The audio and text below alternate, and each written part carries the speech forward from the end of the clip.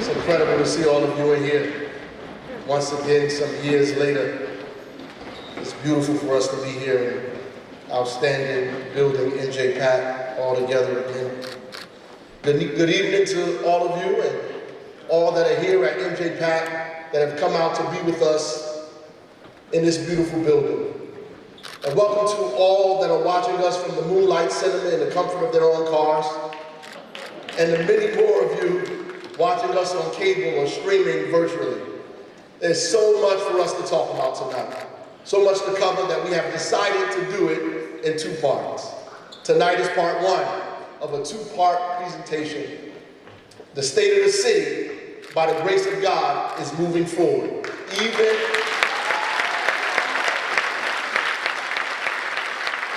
in the most difficult of moments. To all the dignitaries here, the elected and appointed officials, to our governor, Phil Murphy, who is our governor now, and in November, still will be if Newark has anything to do with it. To the Municipal Council, I'm honored to have served with you. And to our new Council President, Louis Quintana, thank you for your commitment and your love for our city and your unwavering journey to get us to the best place in history. To the people of this great city, this metropolis, the largest city in the state of New Jersey, thank you. Thank you for leading the way. Thank you for taking risks, for being out front, to be willing to do what many just talk about. Thank you for loving this city against great odds and those that are determined to minimize us. Thank you for your prayers, your struggle, for getting up every single day and facing the difficulties that are thrown our way, and still having a radical love for this place, our families, our city, and our journey. Which is why what former Mayor Ken Gibson said still remains true today. Wherever American cities are going, Newark will get there first.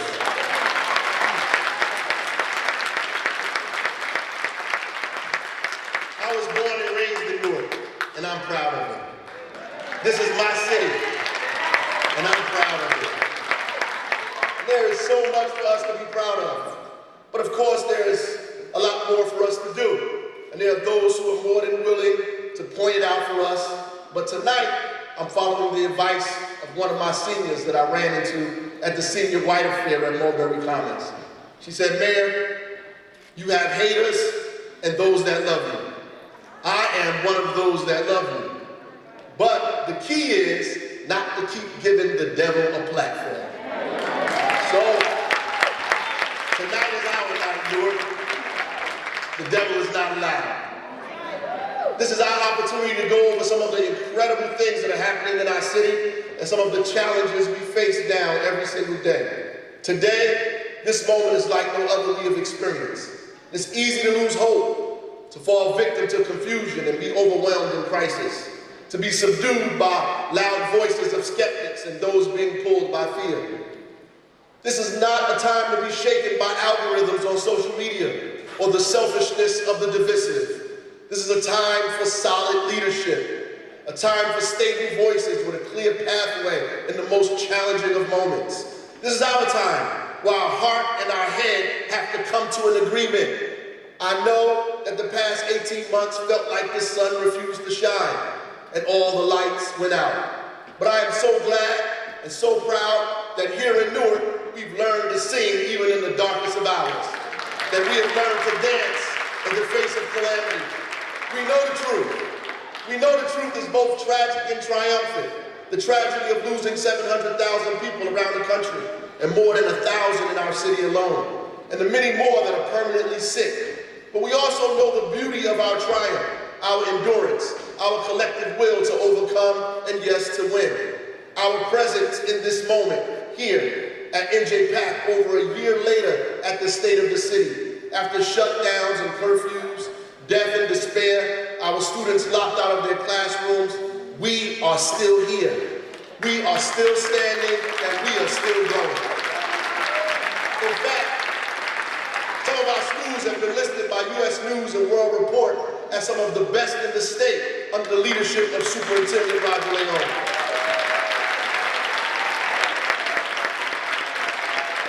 I just had the pleasure of visiting some Mayor Scholar students at NJIT, and let me tell you, our future looks great. Our universities are back open, our restaurants are not closing down, folks are not leaving our city. In fact, we are still the biggest and the best in the state of New Jersey. We moved from the 73rd most populous city in the nation to the 62nd most populous. Our city is growing. Our people are beginning to get back to work. Festivals, block parties, and parades are coming back. Our lead service lines are almost completely gone. Buildings are still going up. We are taking care of our people with every resource we have at our disposal. In fact, development has never ceased. We never paused. We never quit. We never gave in. We never turned around. We kept going. We kept believing. We kept moving forward. And we are in a better place because of it. Listen, I am from Newark, and I am proud of it. I'm so glad that our blessings were very deep in what others thought would be our demise. We led in Newark, and we're still leading. Yes, sir. I know there are some that have been concerned about our forcefulness during this lockdown, or insistence on vaccinations for our workers and determination to follow the science. Here's why. African Americans are 110% more likely to get infected with COVID-19, 280% more likely to be hospitalized, and 200% more likely to die. The Latinx community is 190% more likely to get infected, 280% more likely to be hospitalized, and 230% more likely to die. More than 70% of our city's residents rent. Many of us are living with multi-generational families or in low-income housing situations that make it impossible to social distance. Only about half my residents actually own a car, so many of us are crowded on public transportation. Many of our families are essential workers or work at jobs that don't allow them to work from home, putting them at greater risk of infection. And the disparities in our access to health care and primary care physicians compounded the problem even more. In fact, Newark represented more than a third of the deaths in Essex County. The last time I checked our data dashboard, 2,832 people have died in Essex County from COVID-19, and 1,055 of those people are Newark residents. Because of that, we set up 20 testing sites and pop-up sites all over the city and in every ward. We provided more than 350,000 tests and brought turnaround time for results down from a week to 24 to 48 hours. We put 8 permanent and more than 520 pop-up vaccine sites in the city and vaccinated over 177,000 residents. More than 1,950 residents without addresses and 220 homebound seniors have also been vaccinated.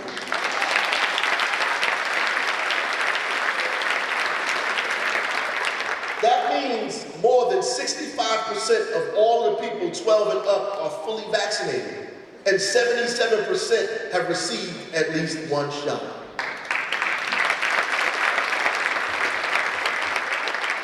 From the very beginning, we immediately began employing contact tracers, and our work became a model for the state. We passed out PPE on the corners in every ward, delivered them to senior sites, and never let up, encouraging our people to wear masks. We kept in contact with local businesses, corporations, the Housing Authority, Newark Public Schools, and New Jersey Transit to make sure everyone was on the same page and was executing our COVID-19 safety strategies throughout the city. Because of all of this, our 7-day test positivity rate is at 1.89%, and our 3-day rate is at 1.58%. We distributed more than 8 million meals with the help of Ras J and NPS, HelloFresh, and many of you who volunteered to take care of your neighbors. We worked to keep our residents without addresses safe during this time. We opened 2 hotels to support individuals sheltering in place and those that tested positive for COVID-19.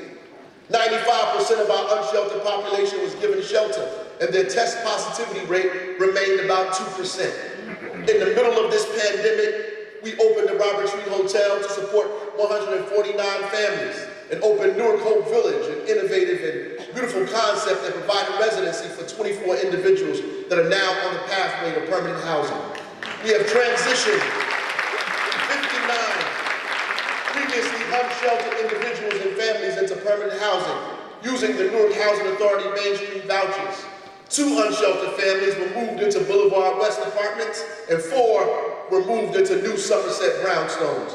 And with our emergency rental assistance program, we have already helped almost 2,000 families stay in their homes.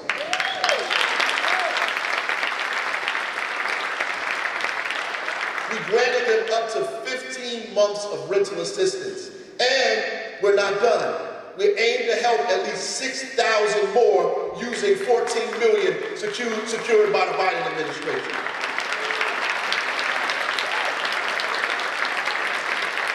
We supported and continue to support all of our small businesses by providing them grants up to $15,000. In our first 3 rounds, we distributed more than $3.2 million. And in the 4th round, we will distribute an additional $2 million more. We also help parents who were essential workers that needed to drop their kids off for virtual learning, or parents that just needed help by creating remote learning centers so they didn't have to worry about their children's level of engagement in the Newark Public Schools virtual learning program. We also knew that our seniors were a very vulnerable population and had been desperately impacted by this pandemic. So we put strict standards in place and completed over 60,000 wellness checks. We also provided seniors with Chromebooks to stay linked to families and friends and avoid isolation. We did not miss a beat. We began in Newark doing virtual court sessions and even conducted 223 virtual weddings.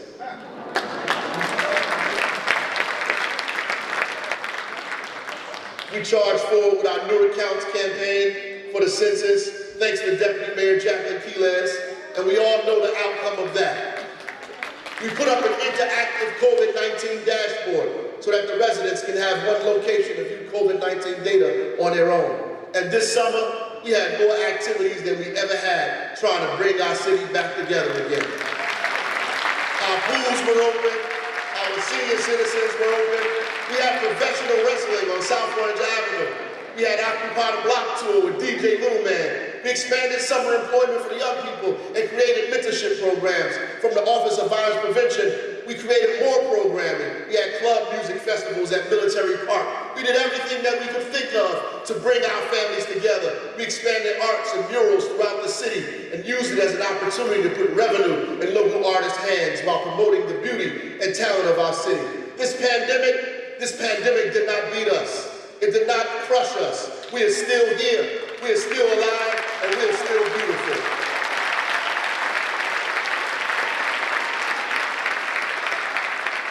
But we do know it's not over yet. And scientists and doctors and the medical community are forecasting a difficult winter season. I believe if we continue to do what we've been doing and urging more of us to get vaccinated, wear our masks, get tested, we will make it through this winter. I am incredibly proud of all the things we've accomplished during this time. I can't speak for what other people were doing in other cities or in other states, but I am from Newark and I'm proud of it.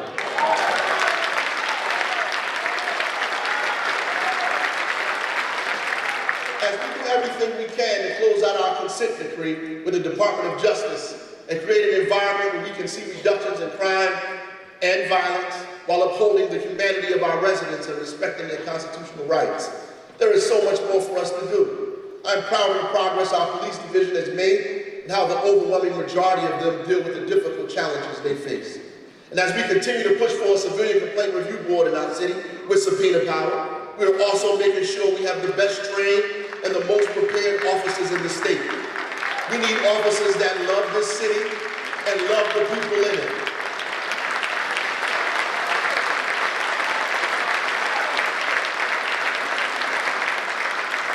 We finally stood up an Office of Violence Prevention and Trauma Recovery and expanded the work we've been doing with community-based organizations. It's a long way from 2014. I am proud that when there was trouble at Baraka High School, Office of Violence Prevention jumped into gear. Newark Community Street Team and the Brick City Peace Collective came together, along with Newark Police Department and Security Community. The Office of Violence Prevention went back to school to ensure that our intervention was consistent and long-lasting. I am proud that we are moving our violence prevention team into the old First Precinct right now, and that we are preparing for another class of 150 police officers.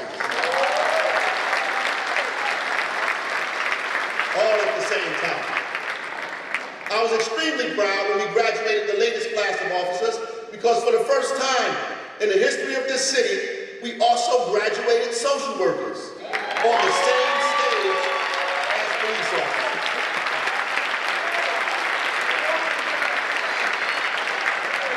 And while the rest of the country was talking about getting it done, in Newark, we got it done. Listen, all over the country, violent crime is on the rise. It's almost higher than it's ever been since they began recording violent crime. We were lucky last year, we missed it in 2020, but experienced an uptick this summer and are trying desperately to make sure that we reverse this trend and continue on the pathway back down. But even with this uptick, we're still at a 50-year low in overall crime. A 53% drop in homicide since 2013. Our officers are still working. And now they have help from the community in the form of the Office of Violence Prevention. We have created a pathway to ensure that public safety involves all of us, not just law enforcement. As I begin to talk about our efforts around housing, I first want to thank Kabira Myers. I want to thank her because she is a one-woman force of nature in our Office of Tenant and Legal Services. Look, we provide free legal services to tenants that are facing eviction. Many of you didn't know that. And since its creation, we've helped nearly 3,000 people stay in their homes. And as the pandemic hit us, these services became that much more important, and will be even more so as we begin to come out of this moratorium on evictions. And all over the state, there's been a cry for more housing, and specifically more affordable housing. The Crime Report in Newark said we are short some 16,000 units. With our inclusionary zoning ordinance, developers must set aside 20% of their units for affordable housing or pay into an affordable housing trust fund. And they have to give priority to Newark residents. In 2020 and 2021, in the middle of the pandemic, we created 3,569 units of housing. And of those, 1,512 are set aside for affordable housing. That's more than 42% of the units created. We're now enforcing our rent control ordinances by making landlords register their units, which keeps housing affordable.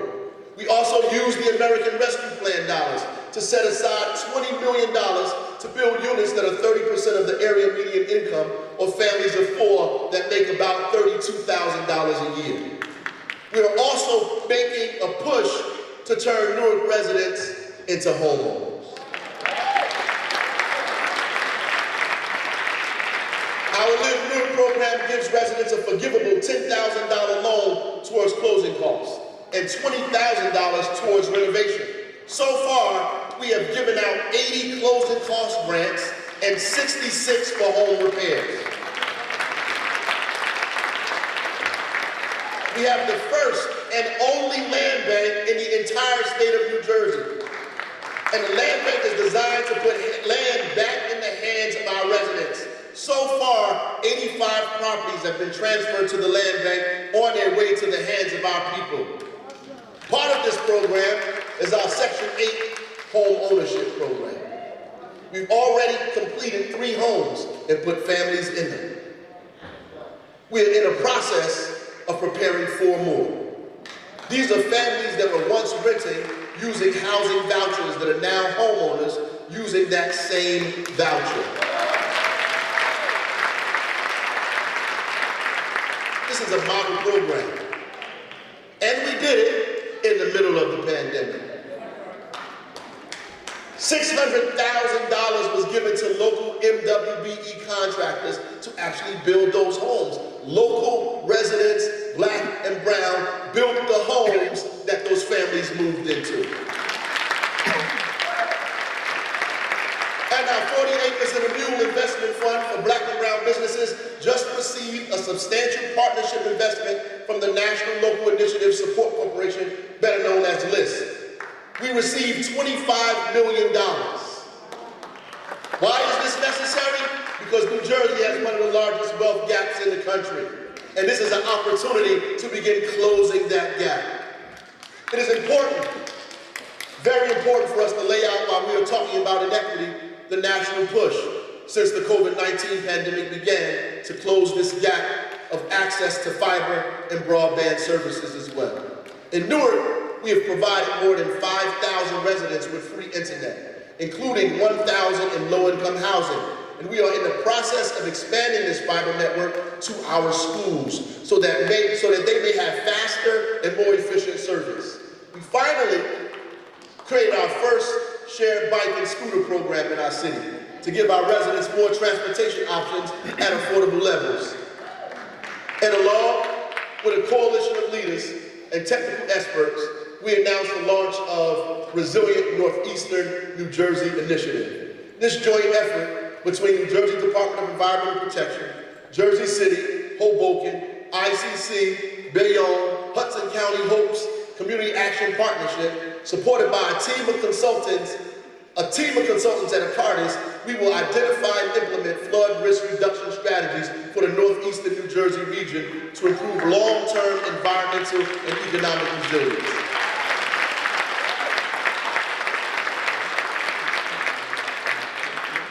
In terms of public space, in order to make our city cleaner, we've hired more workers to increase our efforts. We had local job recruitment fairs targeting communities that are underrepresented in our Department of Public Works. We partnered with former Governor Jim McGreevey to tighten up our reentry program. We installed GPS systems on all of our sanitation trucks to monitor efficiency. We saw that during the pandemic, outdoor green space became increasingly important, and we created a Parks Foundation to improve and manage programming at our 5 downtown parks. And as a result, the Trust for Public Land listed Newark 42nd above Jersey City in its top 100 park score rating.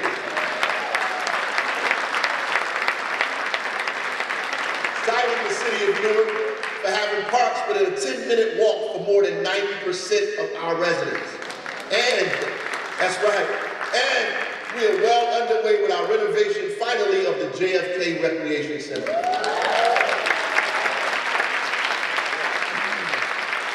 This will include a 3-lane track, a fitness center, and a boxing gym. And we heard from our community. So while the rest of the country was just removing controversial statues, we created a process to deliver a new monument and redesign of Washington Park that honors our shared history of abolition by creating a new interactive monument of Harriet Tubman.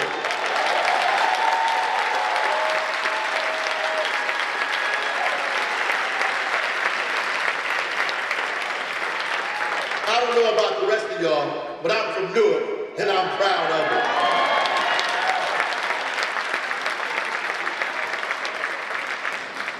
And in the middle of this pandemic, not only did we maintain our WIC service to women and families, we expanded it by adding nutritional counseling and food assistance. We continue to battle homelessness. We're working to create a division out of the mayor's office that will deal with homelessness, which will be led by Sakina Hoyt. With the help of Bridges, we provided services to more than 2,000 people and provided 82,000 bed nights and transitioned 155 unsheltered individuals to permanent housing.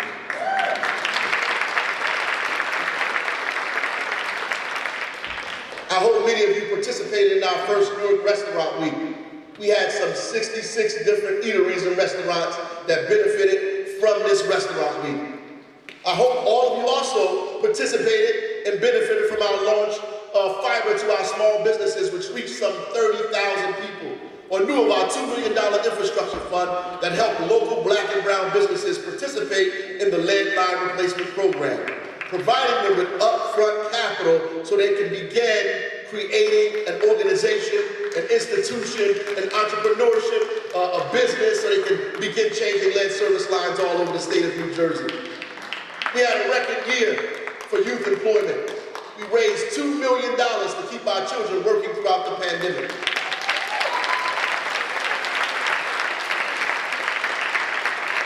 And we also launched one of the nation's largest guaranteed income pilot programs, providing unconditional cash payments to over 400 Newark residents. Those are just some of the things we've been able to do during this pandemic. As we continue to live and move forward, we will continue with our efforts around coordinated public safety that would involve the community. We will continue to attack crime through innovative approaches, which includes growing the Office of Violence Prevention, expanding safe passageways to every school and every ward in multiple neighborhoods. We will continue to support those that need rental assistance and provide a fourth round of $2 million for business recovery. And very soon, I will hold the last lead service line in my hand and announce that we have finally completed this unbelievable task of replacing every single line.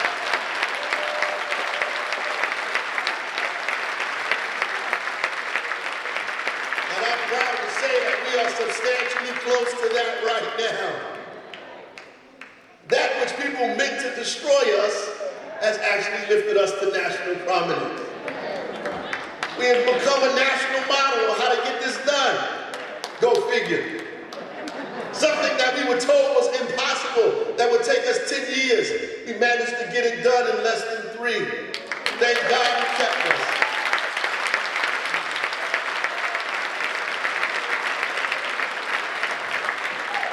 We will never be able to thank County Executive Joe DiVincenzo and Governor Murphy enough for assisting us in making this happen. They were critical. They were critical in helping me make my word my bond. When I said I didn't put the lead service lines in there, but I'm definitely going to take them out.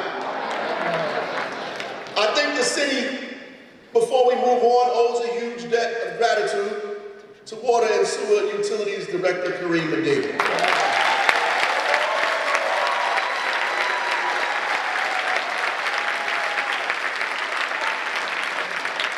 He's Newark born and raised.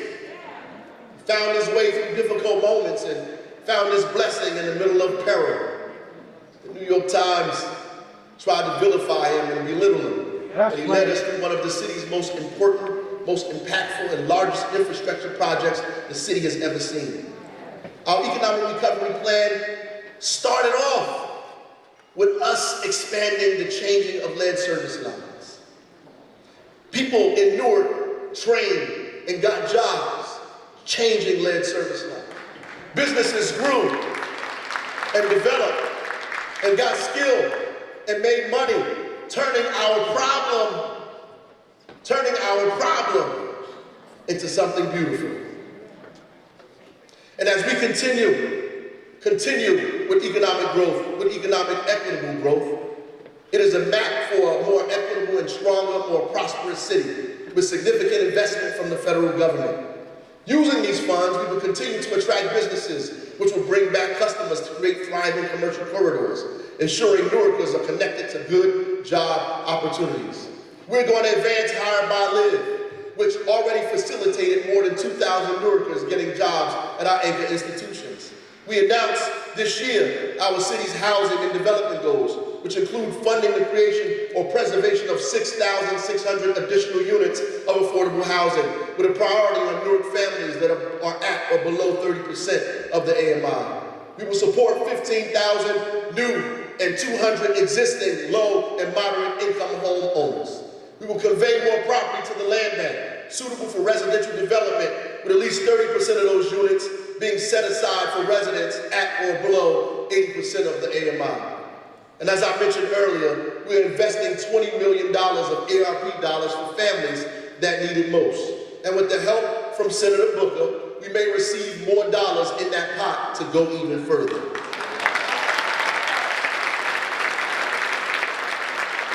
We're continuing to go forward with Coweta Towers with full affordability at various levels. Right here in downtown Newark, the only project of this kind. As we continue to develop, we must do it with our entire community in mind. Our new master plan, Newark 360, is on its way. We will begin hosting community meetings in various neighborhoods and make sure we focus on health, equity, and resilience. We will have comprehensive engagement with community and stakeholders, but we also have some major projects already underway. Forward-bound arenas will aim to balance the needs of industry, the environment, and the community while positioning the city for improved economic and environmental resilience. Fairmount Commons is the conversion of 42 vacant lots into predominantly affordable housing with $60 million of investment in that area.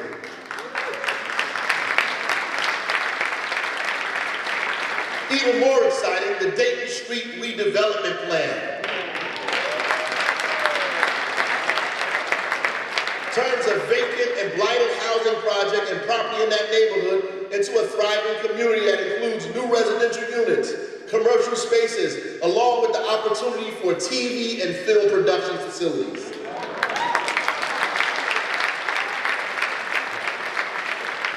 And I'm proud to say that the State and Local Finance Board just approved a $110 million bond for our Mulberry Commons pedestrian bridge.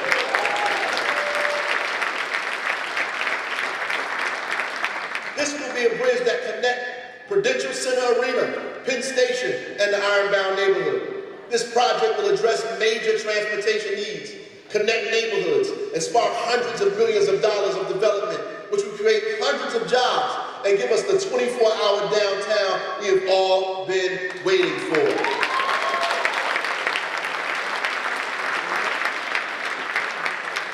We will continue forward with our Newark Community Museum of Social Justice that will serve as the headquarters for the Office of Violence Prevention and will also tell the stories of decades of struggle in our city from a perspective of community organizations and agencies that pushed our city to be more democratic.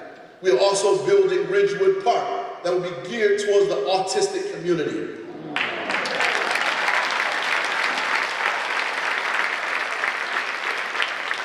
We are expanding our fleet of garbage trucks to include electric vehicles as we continue to make our fleet more sustainable while providing better service at the same time. And we are working on a community dashboard with Rutgers University that will mitigate conflicts across projects in the city. Will provide us and the community with real visual data and the many services and projects that happen on a daily basis. So you not only know, but become more engaged regularly on how your city grows that represents you while addressing issues at the same time.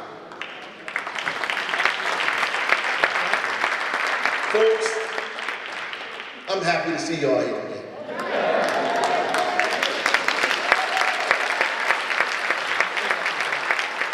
So proud of where we are and what we are accomplishing together, especially in the middle of this storm. If you Google riding in a storm, it will tell you stay in the car. Don't get out. Turn on your hazard lights and wait it out. And that's what most of us tend to do, not just in storms, but in our lives as well. We cannot argue that we are definitely in some kind of a storm now. And I know many of you believe that it's almost over, which makes it more dangerous because your guard is down. And you don't realize that people can drown in shallow water too. You won't wear your mask. You're not getting tested as much. You feel like the major protests are over and the issues of inequity are going to just go away. That things will be back to normal. But I'm here to tell you that many people have drowned in shallow water. I heard the story before of a woman that happened to come upon a storm. She had a destination that was waiting on her, but she drove right into a storm.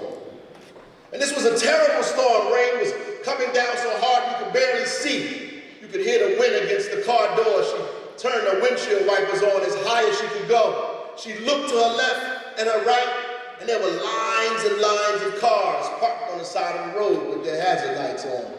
And their wipers just going, just like it instructed people to do on Google. She almost stopped to join them, but she remembered she had somewhere to be, an appointment that was set for her. Her destiny was in her destination, so she kept moving forward. She looked forward, slowed down a little bit, but kept driving, and about 100 yards or so from where the cars were parked, the sun was trying to come out. The wind had dissipated. dissipated and the rain had calmed significantly. And she thought to herself, wow, if only those cars would have driven just another 100 yards, they would be out of that storm. That they didn't even have to go that far. But it's just when we get to the edge that we give up. When we finally make it to shallow water, our will escapes us. We stop working as hard and we drown. Or as many of us do, we pull over and park in the middle of the storm.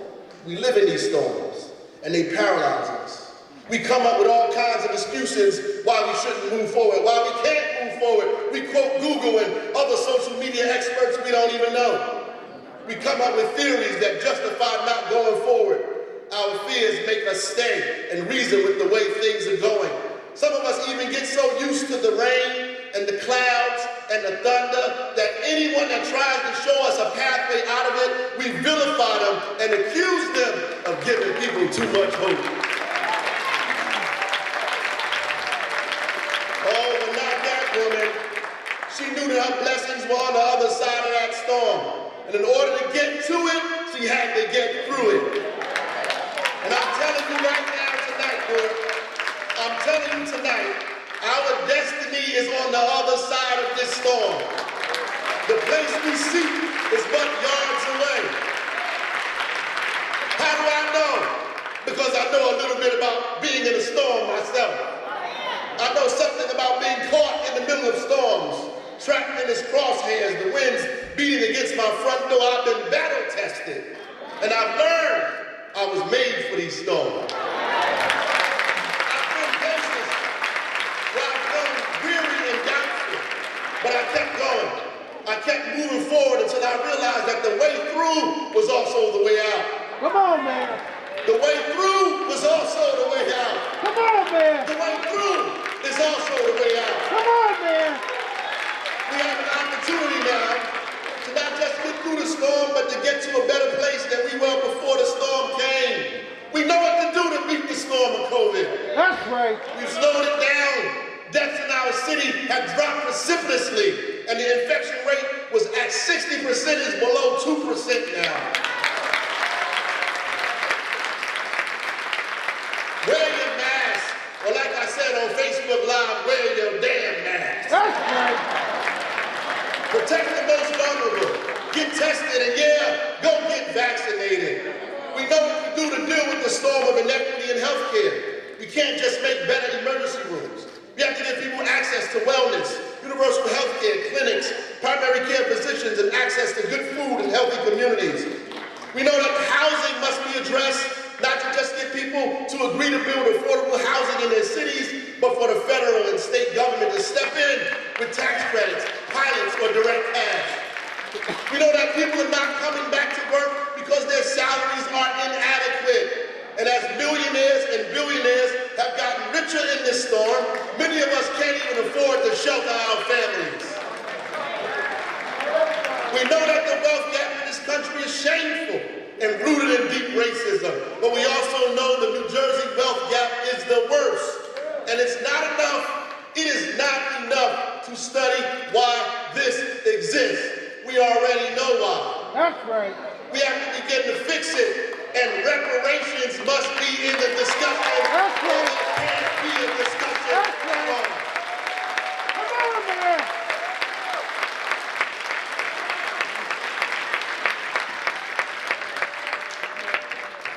These are storms that we are all in, and it will take all of us to get out of them.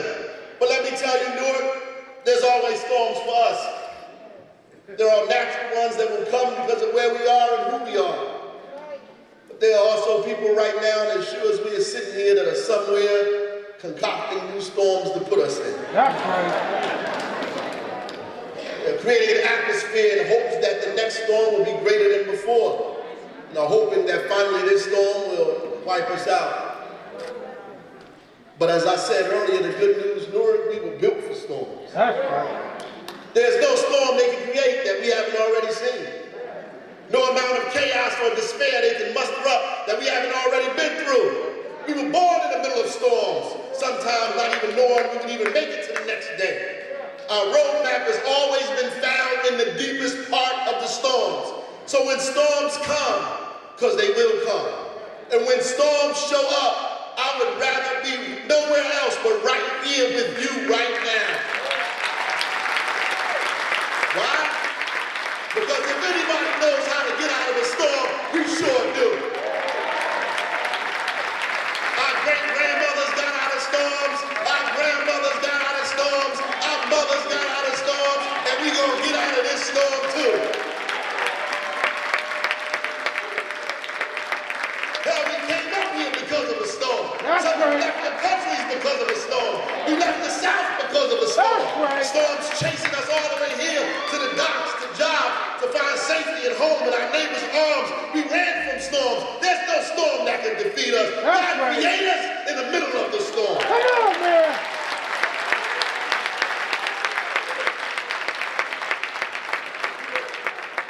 We have a promissory note, a destination that we have to reach. And no matter how many people they send in here to fan the flames of division, we hold the line and we march around those walls 7 times. Hold the line. March around those walls 7 times. Hold the line. We march around those walls 7 times. We march around those walls 7 times with nothing but a horn in our hand, and we watch those walls come tumbling down. Keep your head up, Newark. Come on, man. I got the secret. Keep your head up, Come Newark. on, man. We win at the end of this story.